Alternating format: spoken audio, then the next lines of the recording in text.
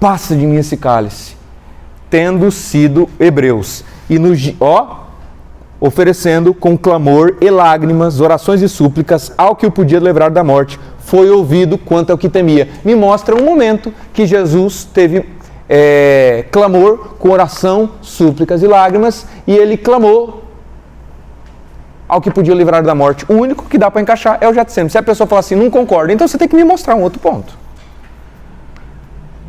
Mas, infelizmente, não vai ter. E se a pessoa dizer, não, Jesus não foi atendido, aí você vai ter todos esses problemas. Então, como você diz que ele sempre é atendido em tudo que pede? Ou então quer dizer que em Jesus há uma vontade contrária do Pai? O nosso Senhor, que sabia que já veio para morrer na cruz, foi para isto que vinha ao mundo. E quando Pedro, olha só, o Pedro diz, você não vai morrer na cruz não. Jesus chama ele, Satanás. Então não ir para a cruz é vontade de Satanás. Então Jesus está clamando, Senhor, me tira da cruz, é a mesma coisa que a vontade de Satanás? É isso? Não, Jesus não está clamando para não ir para a cruz. Isso é vontade do diabo e de Satanás. Jesus está clamando para ir para a cruz. E para ser livrado da morte que estava à beira de morrer ali num colapso físico. E imagina só, meus irmãos, depois de uma crise dessa, Jesus se levanta ainda e chega nos seus discípulos, se levante, chegou a minha hora. O que é isso? Isso é um revestimento do Espírito Santo, ele não ia ter condição física. Aí chega o povo para prender ele e diz assim, cadê o Nazareno que nós estamos procurando? Ele diz assim, eu sou. Cai tudo para trás. Ô Luiz, a gente também poderia se interpretar de que a morte nesse caso pode ser o fato de que ele ressuscitou depois de 3 dias, que ele não permaneceu morto, mas ele voltou a vida. Mas aí ele não foi livrado da morte, ele morreu. Então não, realmente está conectado. O momento que ele foi livrado da morte foi... E outra coisa, não tem nenhum texto que mostra Jesus clamando com clamor e súplica, Pai, me ressuscita, Senhor. Não tem. Né? Então, o único texto que dá para aplicar é do Getsemane. Então, Jesus foi ouvido no Getsemane. Nosso Senhor não ficou com medo da cruz, não, tá? Quem tem medo é eu e você. Ele se entregou. Quem tem medo de ser torturado é eu e você. Lá na hora ele se entregou, lá Pedro foi defender ele com espada. Ele falou, relaxa aí. Ainda curou. Que oração? 11 e 12. Vamos continuar mais um pouquinho, então. O irmão não chegou ainda, né? Ele que vem?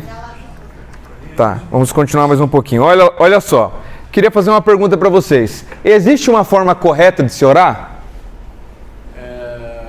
A irmã disse que não. Quem concorda com a irmã que não tem uma forma correta de orar? Como assim? O que você acha, irmã?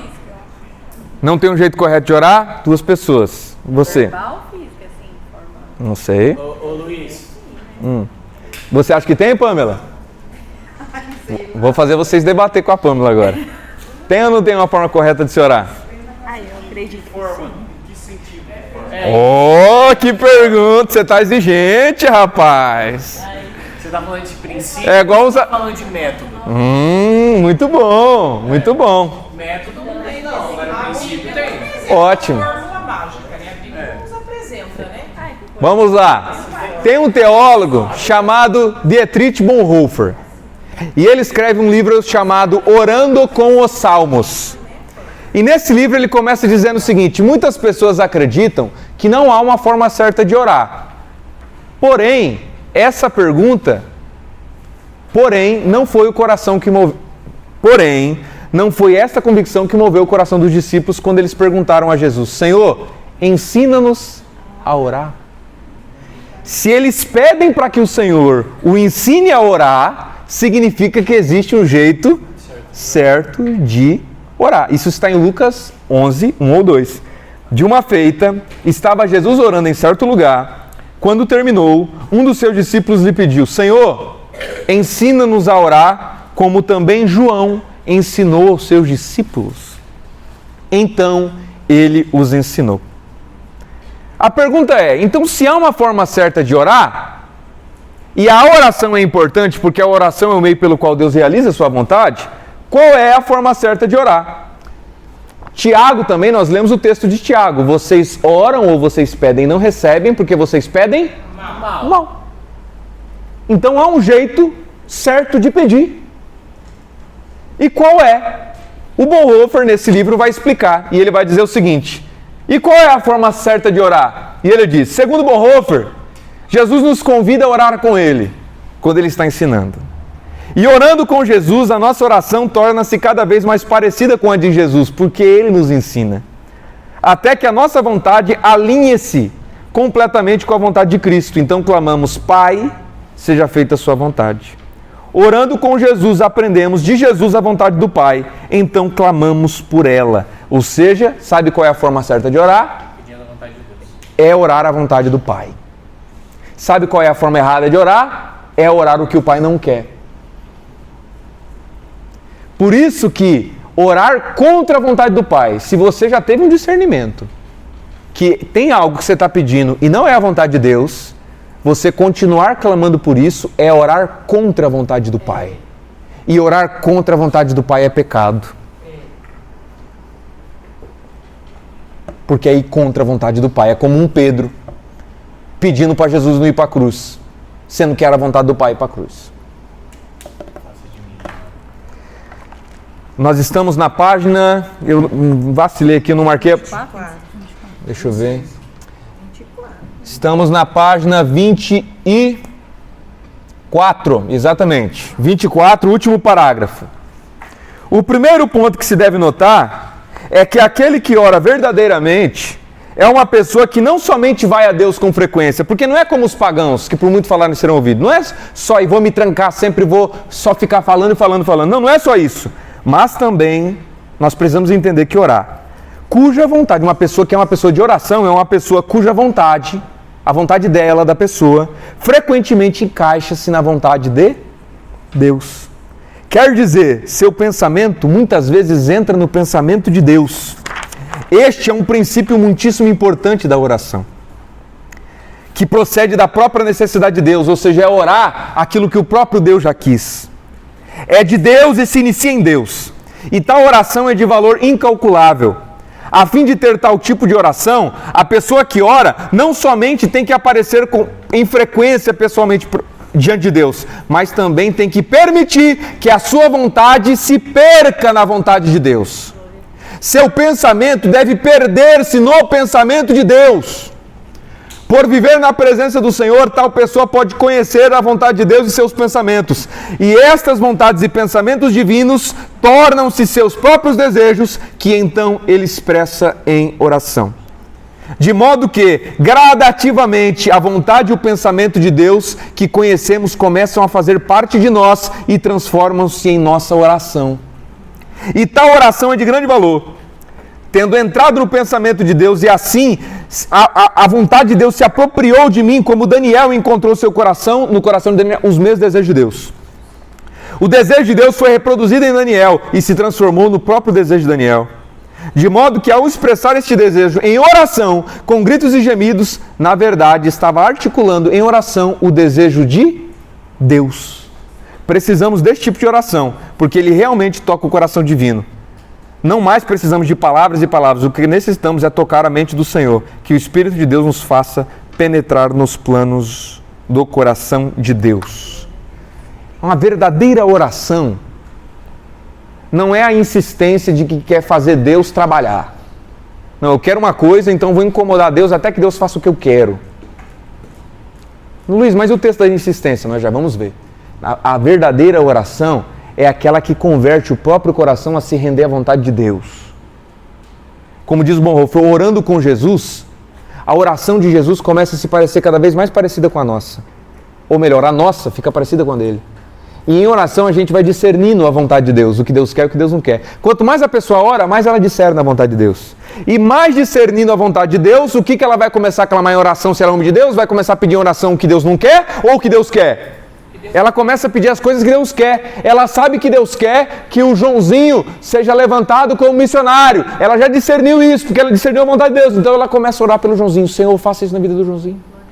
Ela não vai orar para o Joãozinho ser um empresário. Ela não vai orar para o Joãozinho ser um engenheiro. Ela não vai orar para o Joãozinho ser um advogado, porque ela já entendeu que a vontade de Deus, talvez para o Joãozinho, é de ser um missionário no Nepal.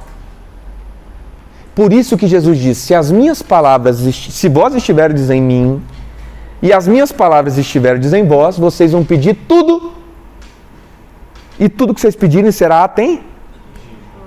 tudo que pedir será atendido, não é porque eu quero as coisas e Deus vai ficar fazendo para mim, não. É porque eu tenho tamanha comunhão com Deus que eu passo a discernir a vontade de Deus. E passando a discernir a vontade de Deus, como eu sou servo de Deus, eu clamarei em oração aquilo que é a vontade de Deus. Se torna um. Ô Luiz, acontece, já aconteceu isso. A pessoa pediu uma coisa, e Deus fez. Sim. Depois ela arrependeu. A coisa deu tudo errado. Sim, às vezes Deus quis dar para ensinar ela. É isso que eu estou te falando.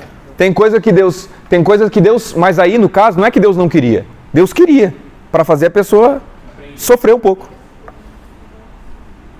Deus quis para fazer ela sofrer.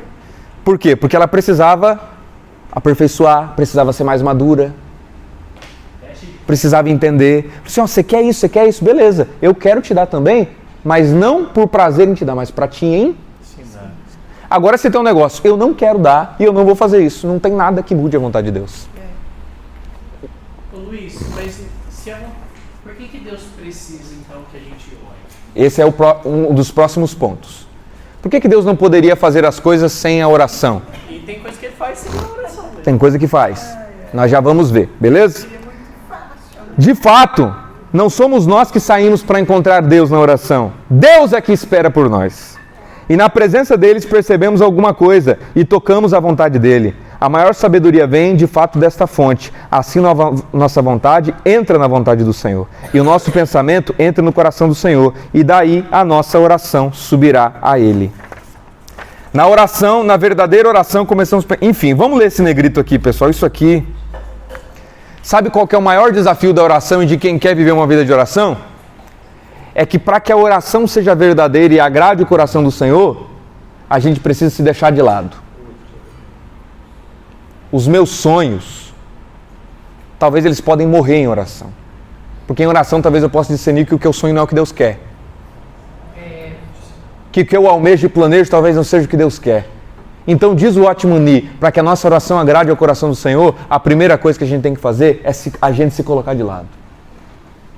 Olha o que ele diz. Orar é verdade, e isso é difícil. Orar verdadeiramente é trabalho real.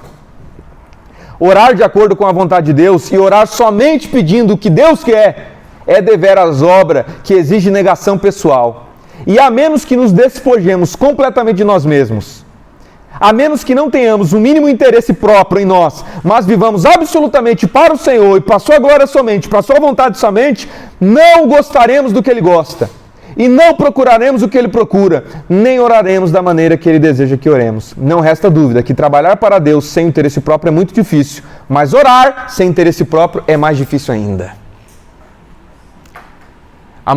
Sabe qual que é a tentação? Sabe o que significa a tentação transformar a pedra em pão?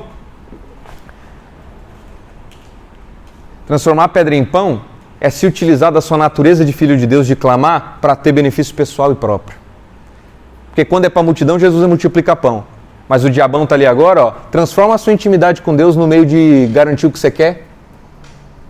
Aí ele diz, nem só de pão viverá o homem, mas de toda a palavra que sai da boca de Deus. A maior tentação de quem vive para a oração é querer transformar a oração no meio de realização própria. Eu quero o meu concurso, eu quero o meu carro, eu quero o meu financiamento quitado. Eu quero isso, eu quero aquilo, o meu. Mas o Watchman diz assim, não, o verdadeiro trabalho da oração é quando a nossa vontade vai morrendo para nós mesmos. E aí eu começo a clamar o quê? O Senhor começa a me discernir. Talvez o Senhor vai dizer para mim assim, meu filho, eu quero que você sofra bastante, tá? Para que no seu sofrimento muitas pessoas venham se converter. Aí sabe o que a gente vai orar? Senhor, que venha sobre mim isso, Pai. E que o Senhor me dê força para suportar, Senhor. E se Deus chegasse em você e dissesse assim, olha, eu quero que você fique deficiente.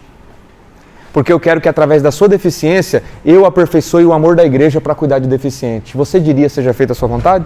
Eu estava lendo, professor, exatamente isso que você está explicando, esses dias, sobre o ministério, ele não só nasce às vezes da oração, o ministério ele não nasce às vezes só de flores, de coisas boas. O ministério, ele nasce às vezes de perca.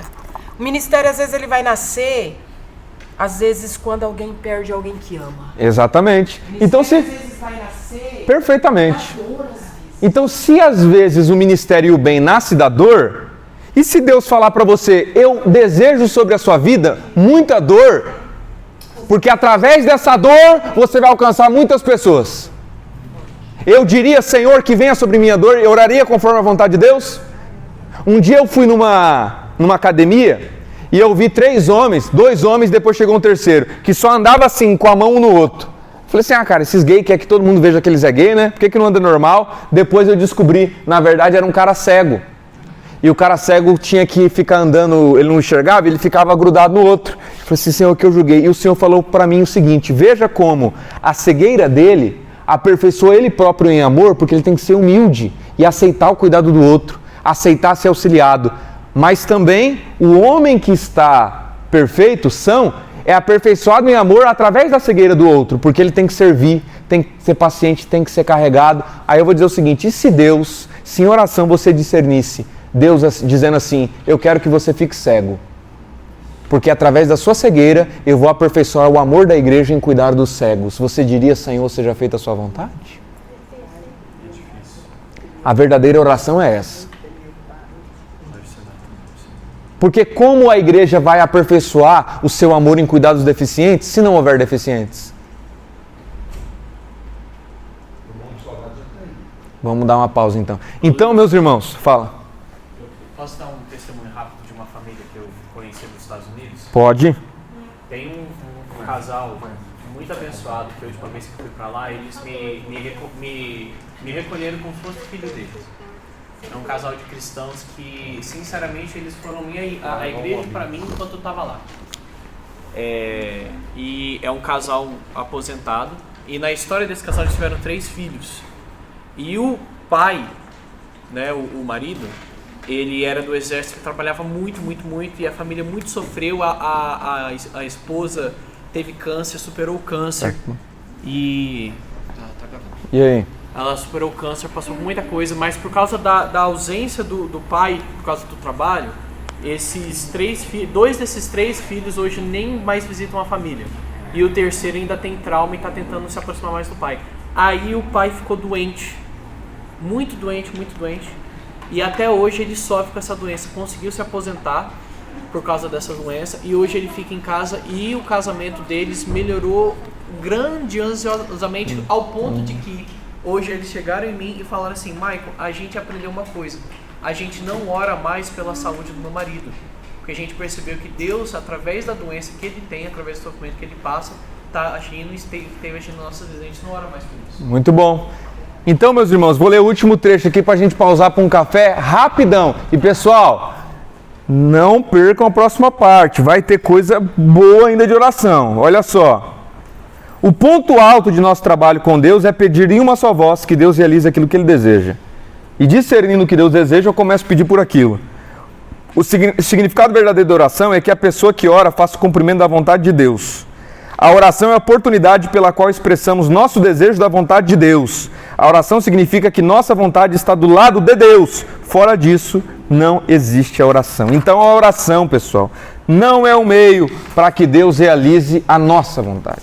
A oração é o meio pelo qual Deus realiza a vontade de Deus. E o nosso trabalho em oração é passar a discernir cada vez mais a vontade de Deus e passar a clamar por ela. Daí que nosso trabalho mais importante é preparar o caminho do Senhor. Não há outra obra que se compare a esta. A oração é como os trilhos de um trem. O princípio da oração não reside no quanto oramos, mas no quanto nossas orações estão de acordo com o princípio da oração. E qual é o princípio da oração? Orar conforme a vontade de Deus. Somente as orações que possuem esse princípio têm valor verdadeiro. Toda oração em desacordo com a vontade de Deus é totalmente vazia. É voltado para o próprio desejo carnal humano. Então, por isso que muitos fogem da vida de oração. Conte, minha irmã, e daí nós vamos orar e comer. Em relação com isso que você falou, que orar para fazer o que Deus pede. Aconteceu uma coisa na minha vida que me deixou desesperada, e aí Deus usou uma irmã para falar assim comigo, vamos orar e pedir orientação de Deus. E aí eu comecei a orar. Depois que eu comecei a orar, Deus falou comigo que não era para fazer a minha vontade, e era para mim ficar no meu lugar e orar por quem tinha feito mal para mim e que Ele ia resolver o problema. Resumindo, eu orei 40 dias, nesse percurso aconteceram muitas coisas que era para me deixar desesperado, mas eu estava confiante que Deus ia resolver, então eu tinha calma e Deus resolveu. Depois de 40 dias. Muito bom. E Deus resolveu porque ela insistiu ou porque era a vontade de Deus? A boa, perfeita. Se não fosse vontade de Deus, Deus ia resolver mesmo que ela insistisse? Não. Não, por quê? Porque a oração não realiza a minha vontade, a oração realiza a vontade dele. E se Deus mudar a vontade dele por conta do nosso pedido de pecadores, vai acabar fazendo mal pra gente. Tá bom? Pessoal, vamos dar uma pausa, comer ali um sagardinho. Coma pouco, senão vai dar sono. E vamos orar. Irmã Marli, você ora pra gente terminar esse momento?